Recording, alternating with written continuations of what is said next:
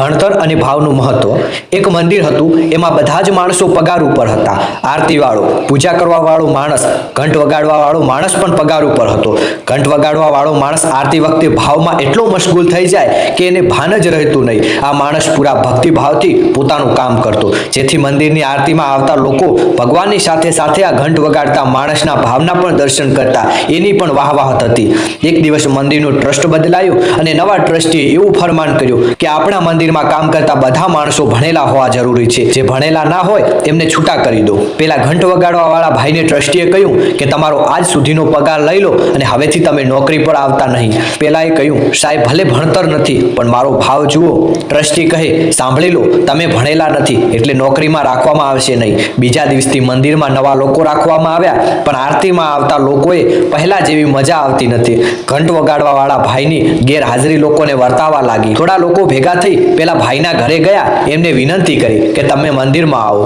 એ ભાઈએ જવાબ આપ્યો, હું આવીશ તો ટ્રસ્ટીને લાગશે કે આ નોકરી લેવા માટે આવે છે, માટે હું આવી શકીશ નહીં। ત્યાં આવેલા લોકોએ ઉપાય જણાવ્યો કે મંદિરની બરાબર સામે તમને એક દુકાન ખોલી આપીએ છીએ, ત્યાં તમારે બેસવાનું અને આરતીના સમયે ઘંટ વગાડવા આવી જવાનું, બસ પછી કોઈ નહીં કહે કે તમારે નોકરીની જરૂર છે। હવે ભાઈએ મંદિરની બહાર દુકાન શરૂ કરી, જે એટલી ચાલી કે 1માંથી 7 દુકાન ને 7માંથી 1 ફેક્ટરી થઈ ગઈ। હવે માણસ મર્સિડીઝમાં બેસીને ઘંટ વગાડવા આવતો।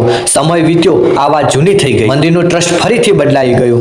નવા ટ્રસ્ટને મંદિરને નવું બનાવવા માટે દાનની જરૂર હતી। મંદિરના નવા ટ્રસ્ટીએ વિચાર્યું કે સૌ પહેલા આ મંદિરની સામેની ફેક્ટરી માલિકને પહેલા વાત કરીએ। ટ્રસ્ટીઓ માલિક પાસે ગયા, 7 લાખનો ખર્ચો છે એવું જણાવ્યું। ફેક્ટરી માલિકે એક પણ સવાલ કર્યા વગર ચેક લખીને ટ્રસ્ટીને આપી દીધો। ટ્રસ્ટી એ ચેક હાથમાં લીધો અને કહ્યું, સાહેબ સહી બાકી છે।